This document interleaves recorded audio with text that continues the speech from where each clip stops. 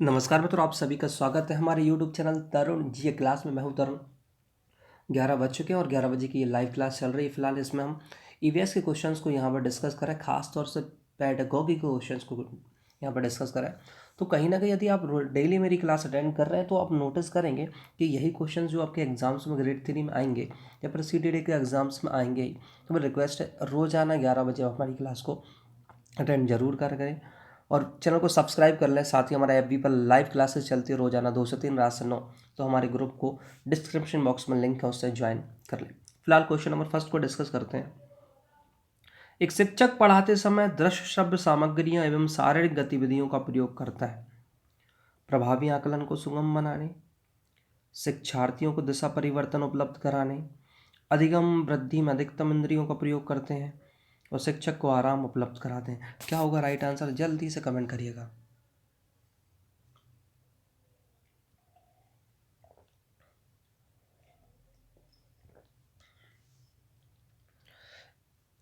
इसका मित्रों जो राइट आंसर होगा वो होगा हमारा ऑप्शन नंबर सी। क्योंकि याद रखिएगा ऑप्शन नंबर सी क्यों होगा कि जो ऑप्शन नंबर सी है ना, वो अधिगम में वृद्धि में अधिकतम इंद्रियों का उपयोग करते हैं। देखो क्यों, एक तो दृश्य सामग्री का प्रयोग कर साथ में शारीरिक गतिविधियों। तो ये क्या करता है, अधिगम को एक तरीके से ना प्रभावी बनाने के लिए, जिससे क्या हो, जो अब अधिगम ये है ना चीज़ है, बच्चा बाल केंद्रित शिक्षा के अनुसार ये चीज़ें उपयोग करे, जिससे बच्चे को ना एक तरीके से प्रभावी लर्निंग मिल सके। याद रखिएगा, तो ये अधिगम वृद्धि में अधिकतम इंद्रियों का उपयोग करते हैं। ऑप्शन नंबर सी हमारा राइट होगा। नेक्स्ट क्वेश्चन की ओर चलते हैं। नेक्स्ट क्वेश्चन है कि प्राथमिक स्तर पर बच्चे का आकलन करने का सर्वश्रेष्ठ तरीका है खाली स्थान का प्रयोग करना, पोर्टफोलियो, आवधिक परीक्षाओं और गृह कार्य, योगात्मक कार्य। जल्दी से आंसर कमेंट में करिएगा दोस्तों।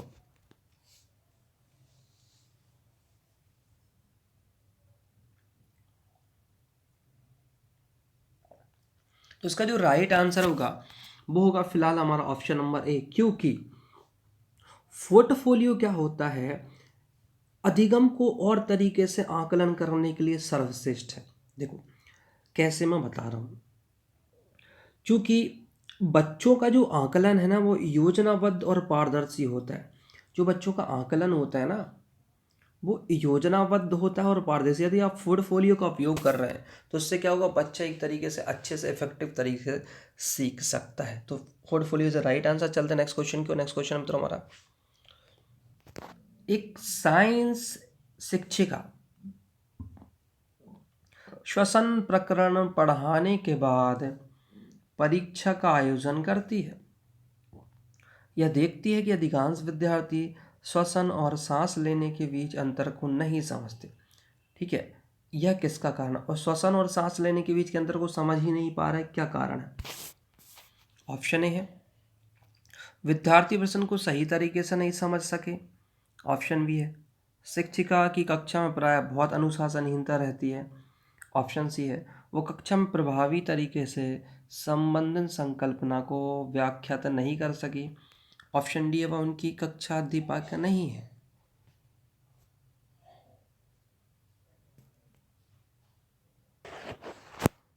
क्या होगा इसका राइट आंसर?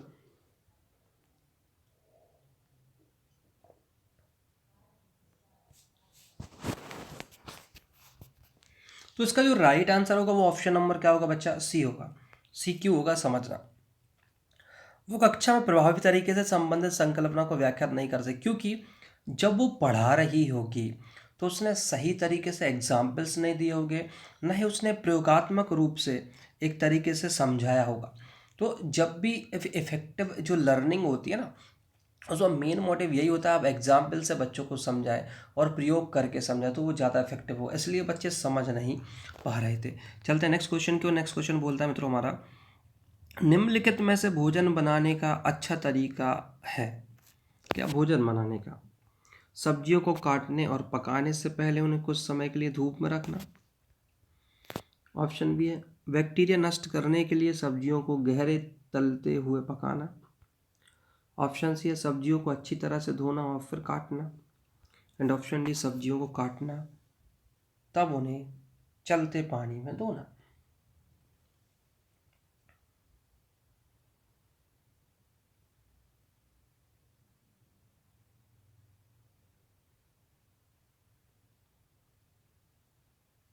तो इसका जो राइट आंसर होगा वो होगा सब्जियों को अच्छी तरह से धोना फिर काटना।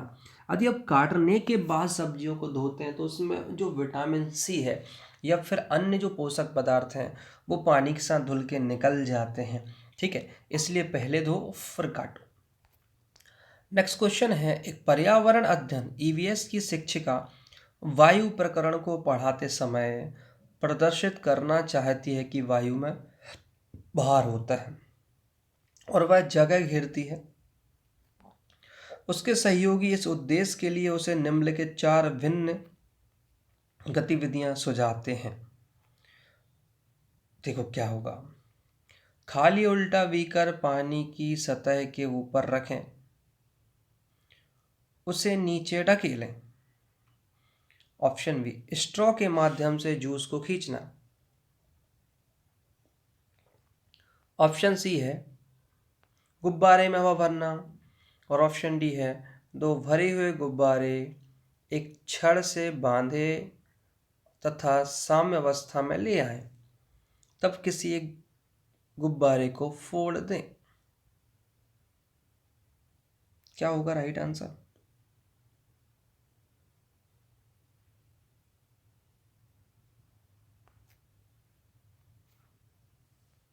जल्दी से आंसर दीजिए।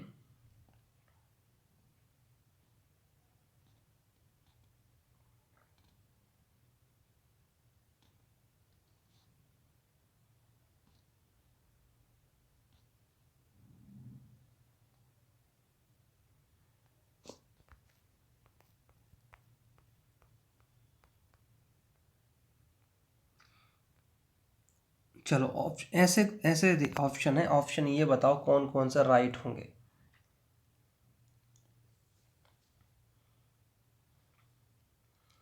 चलो इसका जो राइट आंसर है, सभी ने आंसर सही दिया होगा। ऑप्शन नंबर डी ही राइट है। क्यों राइट है? देखो पहला और चौथा, पहला और चौथे को समझना, फर्स्ट और फोर्थ को समझना क्यों राइट है। देखो बच्चा, पहला बोला है कि खाली उल्टा बीकर पानी की सतह के ऊपर रखें और उसे नीचे ढकेलें। देखो क्या होगा, जब खाली उल्टा बीकर पानी की सतह के नीचे रखें और ढकेल लेंगे तो उसमें पानी नहीं भरता है, ठीक है।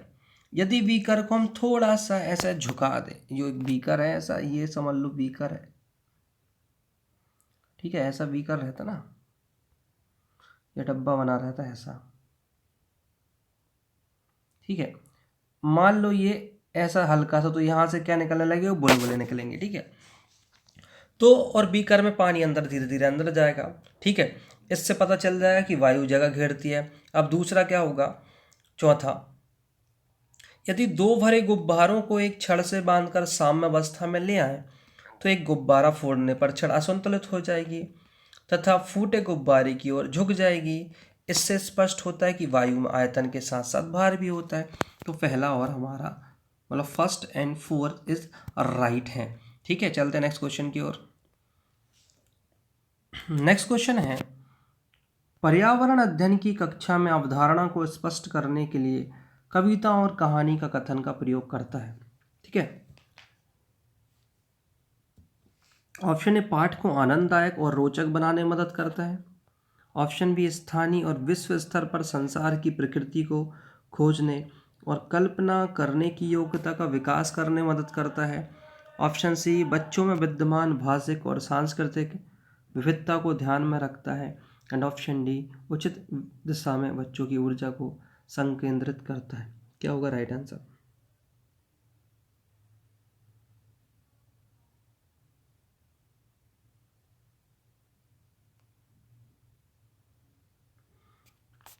तो इसका जो राइट आंसर होगा वो होगा हमारा ऑप्शन नंबर बी। क्यों होगा? देखो, जब भी पर्यावरण के अध्ययन में यदि हम कहानी और कल्पनाओं का प्रयोग कर रहे हैं या कविताओं का प्रयोग कर रहे हैं तो ये क्या करेगा, स्थानीय और विश्व स्तर पर संसार की प्रकृति को खोजने और कल्पनाओं की योग्यता को विकसित करने में क्या करेगा, मदद करेगा। आपको याद कर लेना है, कुछ चीज़ें आपको याद कर लेना है। अब ऑप्शन ए के साथ नहीं जाएंगे बिल्कुल भी, ठीक है। नेक्स्ट क्वेश्चन मित्रों हमारा 80 क्वेश्चन है, बच्चों को भिन्न या विभिन्न प्रकार के ईंधनों से परिचित कराने के लिए शिक्षक को क्या करना पड़ेगा? एक चार्ट पर ईंधनों के चित्र प्रदर्शित करना, बच्चों से विभिन्न प्रकार के ईंधनों की सूची बनाने के लिए कहना, कक्षा में कुछ ईंधन के नमूने दिखा सकते हैं। एंड ऑप्शन डी, एक लघु फिल्म दिखाने के साथ खाना पकाने के लिए इस्तेमाल होने वाले संभावित ईंधन के प्रकारों पर बच्चों के साथ चर्चा कर सकते हैं।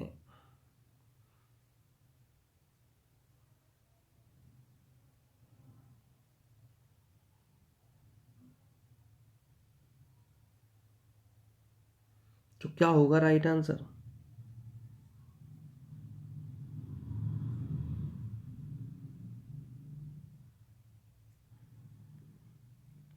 देखो, इसका जो राइट आंसर होगा ना, वो होगा option number D. Option number D होगा, क्यों समझो। एक लघु फिल्म दिखाएंगे कैसे? यदि हम बच्चों को विभिन्न प्रकार के ईंधन से अवगत कराना है ना, तो उनको पहले हम एक लघु फिल्म दिखाएंगे और इसके साथ खाना पकाने के इस्तेमाल होने वाले संभावित ईंधन के प्रकारों को बच्चों से हम चर्चा करेंगे। तो सबसे इफेक्टिव हमारा क्या होगा? राइट आंसर डी होगा। याद रखना, जो 80 क्वेश्चन है उसका जो राइट आंसर बच्चा वो क्या होगा? डी होगा, याद रखना। नेक्स्ट क्वेश्चन है मित्रों हमारा, पर्यावरण अध्ययन की कक्षा में बच्चों के व्यक्तिगत अनुभव को महत्व देना शिक्षक को लाभ पहुंचाता है। बच्चों के विशिष्ट अनुभव को जानने में, बच्चों की भाषा और संप्रेषण कुशलताओं को सुधारने और परिमार्जित करने में, विषय को बच्चों के अनुभव संसार से जोड़ने और विमर्श सीखने को बढ़ावा देने में, और ऑप्शन डी है उसकी ऊर्जा बचाने में, क्योंकि बच्चे बातचीत करना पसंद करते हैं।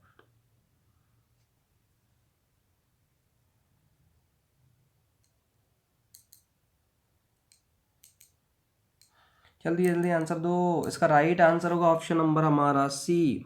सी क्यों होगा? जब हम किसी बात को अपने अनुभव को संसार से जोड़ते हैं और विचार विमर्श करते हैं ना, तो वो चीज़ें जब हम डिस्कशन करते हैं ना, वो चीज़ें क्लियर होती हैं और इफेक्टिव रहती है। साथ में जो विचार विमर्श से सीखने की चीज़ों को हमको बढ़ावा मिलता है, तो इसके हिसाब से इसका राइट आंसर सी ही होगा। नेक्स्ट क्वेश्चन है, प्रत्येक समुच्चय के पदों का अध्ययन कीजिए और विषम बेमेल समुच्चय को पहचानिए। आप खुद ही इनको पढ़ें और जल्दी से आंसर दें।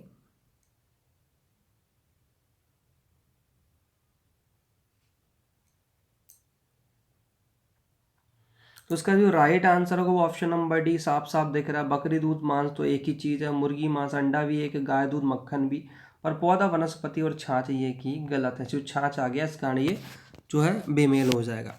चलते हैं नेक्स्ट क्वेश्चन की ओर। देखो आ गया, ये इस टाइप के क्वेश्चन ज़्यादा आते हैं बता दूं ईवीएस में, और ऐसा क्वेश्चन आएगा इसलिए मैं बोलता हूँ भारत के मैप और स्टेट्स को याद कर लेना कि कौन से स्टेट्स किसके साथ अपनी बाउंड्री शेयर करता है ना। क्वेश्चन है, भारत के नक्शे में दिल्ली के संदर्भ में झारखंड और राजस्थान क्रमशः किस दिशा में? अब आपको लोकेशन पता होगी झारखंड और राजस्थान की, तो आप लगा लोगे क्योंकि ये बहुत इजी है। दिल्ली के संदर्भ में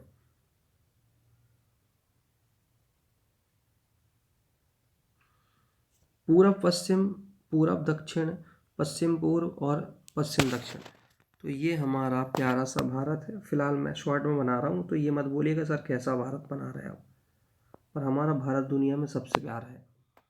ठीक है, याद रखना ये भारत है। दिल्ली यहाँ पड़ती है, उत्तर प्रदेश और हरियाणा के बीच में दिल्ली पड़ती है। ठीक है, अब जब देखोगे झारखंड यहाँ पश्चिम बंगाल के साइड देखोगे झारखंड, ठीक है, और राजस्थान तो ये यहाँ पर, ये अपना गुजरात है शेर के मुंह जैसा, और ये तो दिल्ली के संदर्भ में यदि झारखंड पहले पूछा है तो कहाँ जाएगा? पूरब में।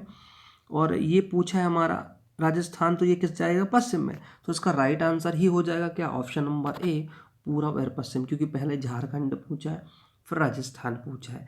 तो क्रमशः याद रखिएगा, क्योंकि पहले झारखंड पूछा है फिर राजस्थान, तो इसका नंबर ऑप्शन नंबर ए ही सही होगा। चलते हैं नेक्स्ट क्वेश्चन की। यही क्वेश्चन बता दूं हर बार एक पेपर में आता ही है।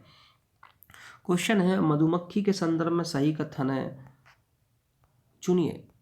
मधुमक्खी, रानी मक्खी अंडे नहीं देती है, किसी छत्ते में मादाओं की अपेक्षा नर अधिक होते हैं,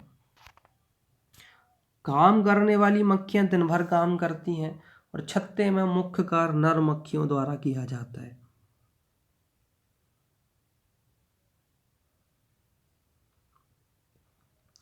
देखो इसका जो राइट आंसर है वो हो जाएगा बच्चा हमारा ऑप्शन नंबर डी। क्यों होगा? क्योंकि यहाँ पूछा है सही कथन चुनना।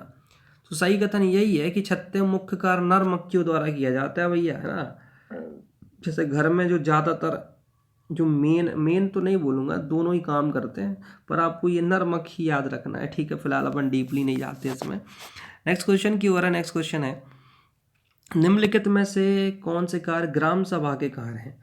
ग्राम सभा के कौन से कार्य हैं देखते हैं। पंचायत के वार्षिक लेखा जोख का परीक्षण करना, ठीक है। सामाजिक आर्थिक विकास की योजना व कार्यक्रमों की स्वीकृति देना। ऑप्शन सी, गरीबी उन्मूलन कार्यक्रमों हेतु लाभार्थियों की पहचान करना। और ऑप्शन डी है सामाजिक अंकेक्षण करना। ये दिए हुए हैं ऑप्शन आपको ए बी सी डी। अपनी यहाँ पर पंचायत की त्रिस्तरीय है, बता दूं, ठीक है। तो इसका जो राइट आंसर वो डी ही होगा, साफ साफ डी। क्यों होगा? क्योंकि सही बात है, वो ग्राम पंचायत का हम वार्षिक लेखा जोख करना, जो सरकार की योजना है उनकी आर्थिक विकास की योजनाओं को कार्यक्रम की स्वीकृति देता है ग्राम पंचायत, और गरीबी उन्मूलन कार्यक्रम हेतु लाभार्थियों की पहचान करता है, और सामाजिक अंकेक्षण का काम करता है। तो उपरोक्त डी ही इसका राइट आंसर होगा। फिलहाल नेक्स्ट क्वेश्चन की ओर चलते हो। नेक्स्ट क्वेश्चन है, एक अध्यापक मेघा पाटकर व अमृता देवी बिश्नोई के योगदान पर बोल रहा है, क्योंकि दोनों का संबंध जल संरक्षण के आंदोलन से है, दोनों महिला सशक्तिकरण आंदोलन से संबंध है, दोनों के आंदोलन पर्यावरणीय मुद्दों पर हैं, दोनों ने चिपको आंदोलन को आगे बढ़ाया। तो सबसे राइट आंसर क्या होगा?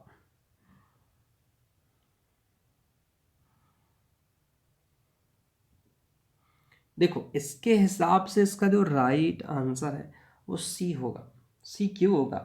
कि दोनों पर्यावरणीय मुद्दों पर हैं, क्योंकि मेघा पाटकर याद रखना कहीं ना कहीं नदी बचाओ आंदोलन से है, और अमृता देवी जो हैं वो है हमारे वृक्ष से, ठीक है। तो दोनों जल संरक्षण चाहिए तो गलत हो गया, दोनों महिला सशक्तिकरण की तो यहाँ बात ही नहीं रहे, और दोनों ने चिपको आंदोलन को आगे बढ़ाया, बिल्कुल गलत। पर दोनों पर्यावरणीय मुद्दों से, क्योंकि मेघा पाटकर नर्मदा बचाओ और अमृता देवी कहीं ना कहीं वृक्षों से रिलेटेड हैं, याद रखिएगा। चिपको आंदोलन की बात करो तो उत्तराखंड में हुआ था, ठीक है। ध्वनि ज़्यादा तेजी से चलती है निर्वात में, पानी में, हवा में या लकड़ी में? ये तो बड़ा सिंपल क्वेश्चन है, बताओ कहाँ चलती है। इनके हिसाब से पूछा है तुमको, ये 4 ऑप्शन के हिसाब से, ठीक है।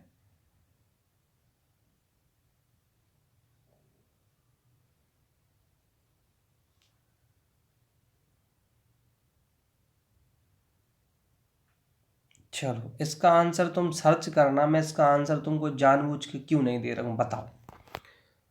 मैं इनका आंसर तुम्हें नहीं दूंगा, क्योंकि दे दूंगा तो तुम भूल जाओगे। मैं इसका आंसर बिल्कुल नहीं दे रहा हूँ। अब तुम सर्च क्या करोगे गूगल में क्लास के बाद, कि ध्वनि की रफ्तार विभिन्न माध्यमों में, ठीक है। और क्रम देखना। क्यों क्रम? इसलिए क्योंकि यदि मैं इसका आंसर दे दूंगा तो तुम्हारे याद तो हो जाएगा, लेकिन तुम गड़बड़ कर दोगे, क्योंकि ऑप्शन इनके हिसाब से बताना है। लेकिन ध्वनि की चाल सर्वाधिक किस में होती है, उसके बाद के क्रम को पढ़ना है, इसलिए मैं इसका आंसर नहीं दूंगा, तुमको सर्च करना है, ठीक है। सर्च करना, क्योंकि सबसे ज़्यादा पूछा है और क्रम से पूछा है, ये तो ऑप्शन के हिसाब से देना तो ये ठीक है, पर तुमको पेपर में आएगा ध्वनि की चाल सर्वाधिक किस में होती है। फिलहाल आगे चलते हैं। नेक्स्ट क्वेश्चन है, मिनीमाटा रोग प्रदूषण जनित रोग है जो परिणाम है समुद्र में बिखरे तेल का, वायुमंडल में आर्सेनिक जमा होने का, औद्योगिक पारा अपशिष्ट को पानी में छोड़ने का, और मनुष्य की कार्बनिक अपशिष्ट को पीने के पानी में छोड़ने का। क्या राइट होगा मिनीमाटा रोग?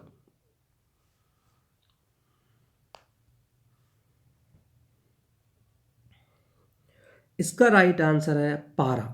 आपको याद रखना है, एक्चुअली मिनीमाटा एक जापान में एक जगह थी। जब आप इसको डीपली पढ़ोगे ना, तो जापान में एक जगह थी मिनीमाटा।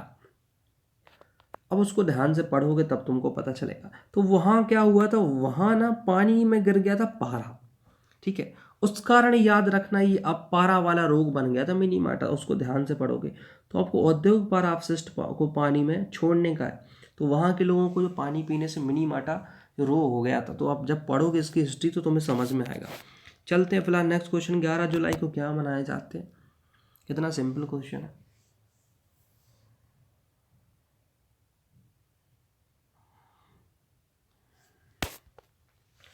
चलो, इसका जो राइट आंसर है वो सबको पता है, 11 जुलाई। देखो, एक और एक 11, बढ़ गई जनसंख्या। एक मान लो हस्बैंड, एक को मान लो वाइफ, दोनों ने शादी करी, बच्चे हुए, बढ़ गई जनसंख्या। तो अब तुम्हें जिंदगी भर याद रहेगा 11 जुलाई का नाम। क्या नाम रहेगा? 11 जुलाई, ठीक है। अब स्वास्थ्य दिवस थोड़ा सा देख लेना, जहाँ तक मेरे को याद है 7 अप्रैल है, पर तुम थोड़ा सा देख लेना, क्योंकि 7 अप्रैल 1948 को मे भी WHO की स्थापना हुई थी, पर थोड़ा सा तुम चेक कर लेना स्वास्थ्य दिवस को। महिला दिवस तो 8 मार्च है, ठीक है। अब इसको भी थोड़ा सा चेक कर लेना, 8 मार्च को ही है, मेरे को याद है, फिर भी चेक कर लेना। जल दिवस तो सभी को पता ही होगा, 21 मार्च, इसको भी चेक कर लेना 21 मार्च है कि 22 मार्च है, ठीक है। मैं भूल गया हूँ, मैं तुमको गलत बता रहा हूँ। अब तुम्हारा काम इन सबको सर्च करना, क्योंकि यदि मैं सही बोल दूंगा तो तुम सर्च नहीं करोगे, तो तुम्हारा काम इनको सर्च करना। पर मैं इसका राइट आंसर तुमको बस बता रहा हूँ, 11 जुलाई है। बाकी ये तीनों तुम सर्च करो, क्योंकि पेपर में ही आएंगे। मैंने तुमको जो बताया हो सकता है वो गलत हो, पर मेरा मेन मोटिव क्या था, इसका राइट आंसर बताना 11 जुलाई को। लेकिन स्वास्थ्य दिवस को सर्च करो, महिला दिवस को और जल दिवस को सर्च करो कि 21 मार्च है कि 22 मार्च है, ठीक है। मैं कंफ्यूज कर रहा हूँ तुमको इन दोनों में से आंसर बताना। 21 मार्च भी हो सकता है, 22 मार्च भी हो सकता है। अब तुमको सर्च करके बताना कि राइट आंसर क्या है। पर 21 और 22 में बता दूं क्या क्या है। एक में वानिकी दिवस है और एक में है भाई मेरे जल दिवस। अब तुम क्लियर कर लो क्या है क्या है क्या है, ठीक है। मैं कंफ्यूज कर दिया तुमको, तो अब तुम क्लियर करना। फिलहाल आज का लास्ट क्वेश्चन है, 1992 में पर्यावरण सुरक्षा से संबंधित पृथ्वी सम्मेलन किस शहर में हुआ था। ये मोस्ट IMP क्वेश्चन है, ऐसे ही क्वेश्चन ज़्यादातर आते हैं। तो इसका जो राइट आंसर है वो ऑप्शन नंबर बी है, रियो डी जेनेरियो, ठीक है। रियो डी जेनेरो है ना, वहीं पर हुआ था प्रथम पृथ्वी सम्मेलन। हाँ, पृथ्वी दिवस की बात करूं तो 22 अप्रैल याद रखना, 22 अप्रैल को वर्ल्ड अर्थ डे मनाते हैं, ठीक है। 22 अप्रैल को वर्ल्ड अर्थ डे मनाते हैं। तो जल दिवस स्वाभाविक सी बात 1 महीने पहले मनाएंगे। तो तुम क्लियर कर लेना भाई। मैं थोड़ा सा तुम्हें कंफ्यूज करता हूँ, कंफ्यूज जब इसलिए करता हूँ क्योंकि हमारे अंदर ना ज्ञान को जानने की ललक होना चाहिए, ठीक है। इसलिए मैं तुमको आंसर क्लियर कभी कई क्वेश्चन के नहीं बताता हूँ, कभी बोलता हूँ सर्च करना, क्योंकि मेरे को पता है 21 और 22 मार्च यदि मैंने तुमको सही आंसर बता दिया तो तुम उसको सर्च नहीं करोगे। विश्व स्वास्थ्य दिवस बता दिया तो तुम उसको सर्च नहीं करोगे। पृथ्वी दिवस तो मैंने बता ही दिया 22 अप्रैल, क्योंकि मेरा बर्थडे होता है उस दिन, ठीक है। तो फिलहाल मिलते हैं कल 11 बजे नेक्स्ट वीडियो में। पर जो मैंने बोला सर्च किया करो, उसको सर्च ही किया करो, ठीक है। तो फिलहाल कल 11 बजे मिलते हैं। जब तक के लिए आपको जय हिंद जय भारत। और क्लास कैसी लगी आप मुझको कमेंट करके बता सकते हैं। वीडियो को लाइक करना, क्योंकि माता रानी कर पाएगी लाइक करने से। तो मिलते हैं कल 11 बजे, जब तक के लिए बाय बाय, जय हिंद जय भारत।